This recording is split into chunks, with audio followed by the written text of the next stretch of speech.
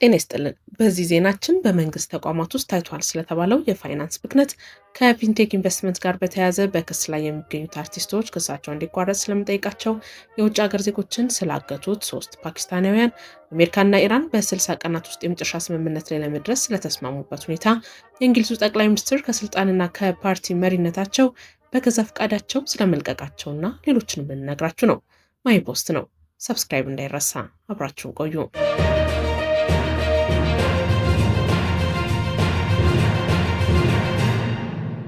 በመንግስት ተቋማት ውስጥ እጅግ አሳሳቢ የሆነ የፋይናንስ ብክነት መኖሩ ተገልጿል።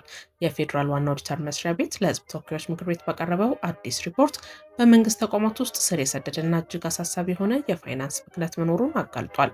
ባለፉት በጀት ዓመታት በህገ ወጥ አሰራር ከባከነውና ሊመለስ ይገባል ከተባለው የህዝብ ገንዘብ ውስጥ ከ14.95 ቢሊዮን ብር በላይና በውጭ ምንዛሬም የተመዘገቡ ገንዘቦች እስካሁን አልተመለሱም።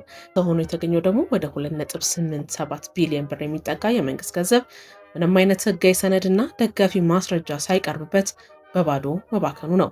የመንግስት የገቢ አሰባሰብ መዋቅር ክፉኛ መዳከሙን የሚያሳየው ሌላው ማሳያ በጉምሩክና ገቢዎች ቅርንጫፎች 6.85 ቢሊዮን ብር ያልተሰበሰበ ቀረጥና ታክስ መኖሩ ነው ተብሏል። ተጨማሪም በተለያዩ 138 ተቋማት ውስጥ ያልተሰበሰቡ ዕዳዎች 16.32 ቢሊዮን ብር የደረሱ ሲሆን ጤና ሚኒስቴርና የተለያዩ የመንግስት ዩኒቨርሲቲዎች በከፍተኛ የገንዘብ ብክነት፣ በተደጋገሙ ክፍያዎችና 10 ዓመት ባስቆጠሩ ውዝፍ ዕዳዎች ቀዳሚ ሆነው ተገኝተዋል።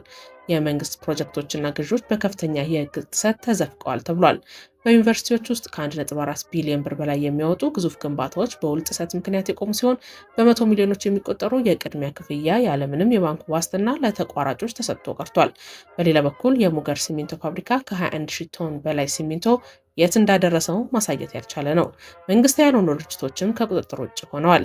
ለአብነትም አንድ ድርጅት 403 ሚሊዮን ብር የሚያወጡ ከቀረጥ ነፃ እቃዎችን አስገብቶ ለታለመለት ዓላማ ሳይውል ሙሉ በሙሉ አቅጣጫ አስቀይሮታል። ይህንን አስደንጋጭ የፋይናንስ ግድፈትና ብክነት ተከትሎ ዋና ኦዲተር ወይዘሮ መሰረት ዳምጤ የህዝብ ተወካዮች ምክር ቤት ጥብቅ የሆነ የህግ ተጠያቂነት እንዲያረጋግጥና ኃላፊነታቸውን ባልተወጡ የተቋማት ኃላፊዎች ላይ የማያዳግም እርምጃን እንዲወስድ አሳስበዋል። ከፊንቴክ ኢንቨስትመንት ጋር በተያያዘ በክስ ላይ የሚገኙት አርቲስቶች ክሳቸውን እንዲቋረጥ ለፍትህ ሚኒስቴር አቤቱታ ማቅረባቸው ተገልጿል። በሌላ በኩል በዚሁ መዝገብ የተከሰሰው መንሱር ጀማል ያቀረበው የዋስትና ይግባኝ አሁንም ውድቅ ተደርጓል። በነ ሰራዊት ፍቅሬ የክስ መዝገብ ተካተው ክስ የቀረበባቸው አርቲስቶች ሐሙስ ዕለት ጠዋት ለፍትህ ሚኒስቴር ባስገቡት አቤቱታ ላይ ሂደቱ እንዲቋረጥላቸው ጠይቀዋል። የፍትህ ሚኒስቴር ምንጮች እንደገለጹት አርቲስቶቹ ይህንን አቤቱታ ሲያቀርቡ ከዚህ ቀደም ባለፈ ህይወታቸው ለሀገር የሰሩት መልካም ስራ የተሰጣቸው እውቅና እንዲሁም የምስጋና ሰነዶችን በዝርዝር በማያያዝ ነው። ጉዳዩ ወደ ፍርድ ቤት ሊያመራ የቻለው ከዚህ ቀደም የፊንቴክ ተበዳዮች በአምቢሳ አካባቢ ወደሚገኘው የፍትህ ሚኒስቴር መስሪያ ቤት በመሄድ ጉዳያቸው እንዲታይ አቤቱታ ማቅረባቸው ተከትሎ ነው። ሚኒስቴር የተበዳዮችን ጥያቄ ተከትሎ ለፌዴራል ፖሊስ የምርመራ አቅጣጫ በማስቀመጥ በአሁኑ ወቅት ሰፋፊ ማስረጃዎችና ከ60 በላይ ምስክሮች ተደራጅተው የፍርድ ቤት ሂደቱ እየቀጠለ ይገኛል ብለዋል ጸሐበሻ። የፍርድ ቤት ሂደቱ በዚህ ደረጃ በደረሰበትና ማስረጃ በተደራጀበት ሁኔታ አርቲስቶቹ ክስ ይቋረጥልን ብለው አቤቱታ ማቅረባቸው የህግ አማካሪ የላቸውም ወይ የሚያስብል መሆኑን የተጠየቁት የህግ ባለሙያዎች አስተያየት ስለመስጠታቸውን ተዘግቧል። በዚህ የክስ መዝገብ ክስ ቀርቦበት የስር ፍርድ ቤት ዋስትና የተከለከለው መንሱር ጀማል እኔውን በመቃወም ለጠቅላይ ፍርድ ቤት ይግባኝ አቅርቦ ነበር። ሆኖም ሰኔ 10 ቀን ይግባኙን የተመለከተው ጠቅላይ ፍርድ ቤት የስር ፍርድ ቤት የሰጠውን የዋስትና መከልከል ውሳኔ የሚነቀፍ ሆኖ አላገኘውም።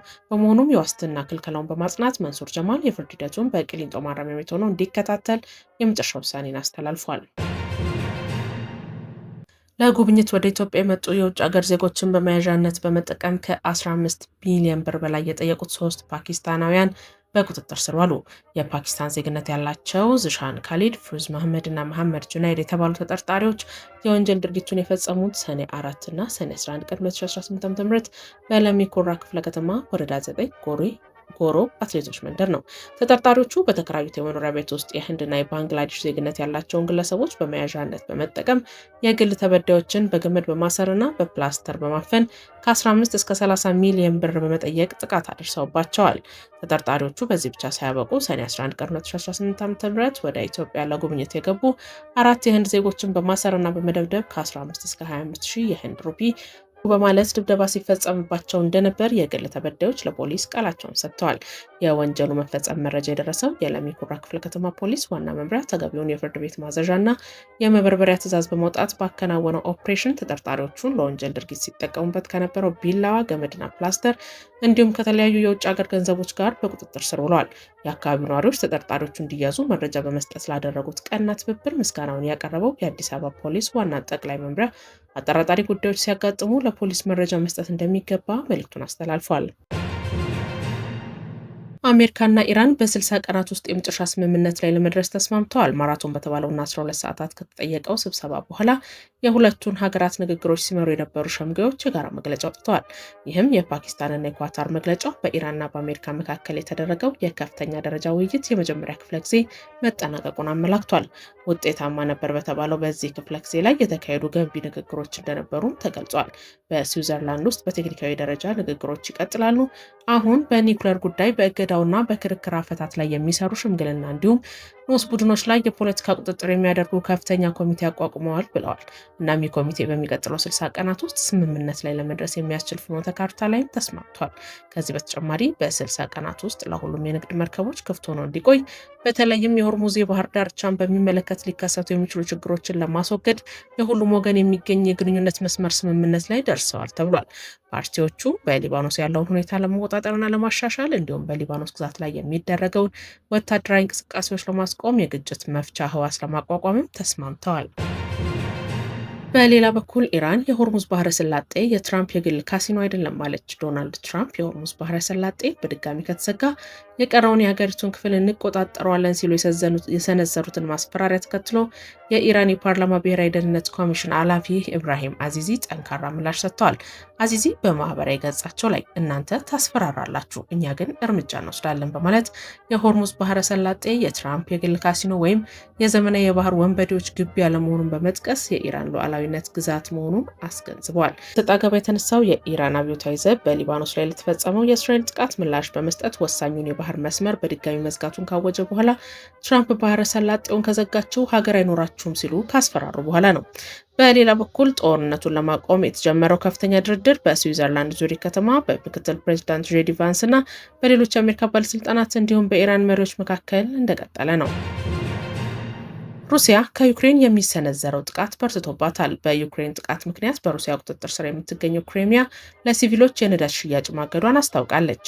ዩክሬን በጥቁር ባህር ላይ በሚገኙ የነዳጅ አቅርቦቶች ላይ የምታደርገውን ጥቃት ማጠናከሯን ተከትሎ ነው በሩሲያ ቁጥጥር ስር የምትገኘው የክሬሚያ ባለስልጣናት እዚህ ውሳኔ ላይ መድረሳቸው የተሰማው። የሩሲያ ባለስልጣናት ዩክሬን ሌሊት ላይ በሰነዘረችው ጥቃት 4 ሰዎች ህይወታቸው ሲያልፍ 28 ሰዎች መቁሰላቸውን ተናግረዋል። ጥቃቱን ተከትሎ በአካባቢ የሚገኙ የነዳጅ ማደያዎች ለግል ኩባንያዎችና ለሲቪሎች የሚያደርጉትን ማንኛውም የነዳጅ ሽያጭ ላልተወሰነ ጊዜ እንዳቆሙም አስታውቀዋል።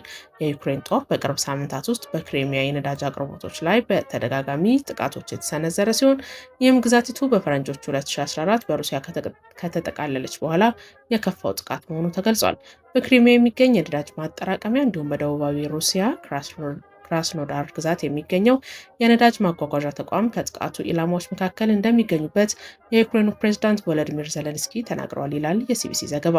ፕሬዝዳንት ዜሌንስኪ አክለውም ጥቃቶቹ በሩሲያ የኃይል መሰረተ ልማት ላይ የተሰነዘሩ የዩክሬን የረጅም ርቀት ማዕቀቦች አካል ሲሉ ገልጸዋቸዋል። የሊባኖስ ፕሬዝዳንት ሀገራቸው ጦርነቱን ለማስቆም የሚደረጉ ዓለም አቀፍ ጥረቶችን እንደምትቀበል ገልጸዋል። የሊባኖሱ ፕሬዝዳንት ጆሴፍ አውን እስራኤል በሊባኖስ ላይ ያደረገችውን ጦርነት በማቆም የሚደረጉ ዓለም አቀፍ ጥረቶች ሊባኖስ እንደምትቀበል ነው ያስታወቁት። ነገር ግን ፕሬዝዳንቱ የውስጥ ጉዳዮች ላይ ጣልቃ ገብነትን ሊቀበሉ እንደማይችሉ ተናግረዋል። ማንም በሊባኖስን ለመወከል አይደራደርም ሲሉ ያስገነዘቡት አውን የሊባኖስ ሕዝብን ለመጠበቅ ኃላፊነቱ የመንግስት እንጂ የሃይማኖት ቡድኖች እንዳልሆነ ገልጸዋል። በተመሳሳይ ኢራን ከአሜሪካ ጋር በሚደረገው ድርድርም እስራኤል ጥቃቷን እንድታቆምና በጦርነት የተጎዳው የደቡባዊ ሊባኖስን እንድትለቅ ጠይቃለች። ይህም የኢራን አጋር የሆነው ሄዝቦላን ለመደገፍ መሆኑ ተገልጿል። የእንግሊዙ ጠቅላይ ሚኒስትር ከስልጣን ለቀቁ። የእንግሊዙ ጠቅላይ ሚኒስትርና የሌበር ፓርቲ መሪ ኬር ስታርመር ከሁለቱም ኃላፊነቶቻቸው መልቀቃቸውን ይፋ አድርገዋል። ጠቅላይ ሚኒስትሩ ይህንን ውሳኔ ያሳለፉት ፓርቲያቸው እርሳቸውን ይዞ ወደ ቀጣዩ አጠቃላይ ምርጫ ለመግባት እምነት እንደሌለው በመገንዘባቸው መሆኑን ተናግረዋል። ኬር ስታርመር ባደረጉት የስንብት ንግግር ላይ እንደገለጹት ባለፉት 2 ዓመታት የሀገሪቱ ጠቅላይ ሚኒስትር መሆን በህይወታቸው እጅግ የሚያኮራ አጋጣሚ ነው። ኃላፊነቱን ሲረከቡ ሌበር ፓርቲ በፖለቲካ በፋይናንስና በሞራል ወድቆ እንደነበር ያስታወሱት ስታርመር ፓርቲው እንዳበቃለትና ዳግም እንደማይነሳ በተደጋጋሚ ነገራቸው እንደነበር ጠቁመዋል። ይሁን እንጂ በአሁኑ ወቅት ፓርቲው ለቀጣዩ ምርጫ ብቁ መሪ መሆን አለመሆናቸውን በተመለከተ ላነሳው ጥያቄ ምላሹን እንደሰሙና ውሳኔውንም በጸጋ እንደሚቀበሉ አስታውቋል።